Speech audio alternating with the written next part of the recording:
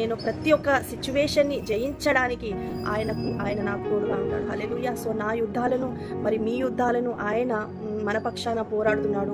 ఆయన చేస్తున్నాడు మన యుద్ధాలన్నీ కూడా, స్పిరిచువల్ బ్యాటిల్స్ అన్నీ కూడా దేవా మరి నేను కొన్ని పరిస్థితులను జయించలేను, నా వల్ల కావట్లేదు అన్నప్పుడు నువ్వు నీ దేవునికి నీ చింతలన్నీ ఆయనకి, నీ యుద్ధాలన్నీ కూడా ఆయనకు దేవా మరి నా యుద్ధము నాది కాదు, ఇక నీదే, నువ్వే నా పక్షంలో పోరాడు అని నువ్వు ఎప్పుడైతే దేవుని వేడుకుంటావో దేవుడు నీ పక్షమున యుద్ధం చేస్తాడు. హల్లెలూయా.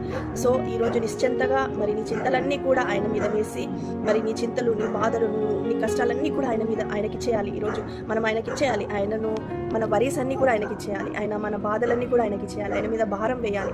సో ఎప్పుడైతే మనము ఆయన మీద అన్నీ వేసి మనము ఆయన మీద ఆధారపడతామో దేవుడు తప్పకుండా నమ్మదగిన వాడండి, మన చేయి విడవడు. నువ్వు ఈ లోకంలో నన్ను అందరిలో ఎక్కువగా ప్రేమించే వ్యక్తులు నువ్వు ఉన్నారని నువ్వు అనుకుంటుండొచ్చు, కానీ ఎవరైతే నువ్వు ఎక్కువగా ప్రేమిస్తారో నిన్ను అనుకుంటున్నారో వారికంటే ఎక్కువగా ప్రేమించే దేవుడు మన తండ్రి అయిన దేవుడు. హల్లెలూయా.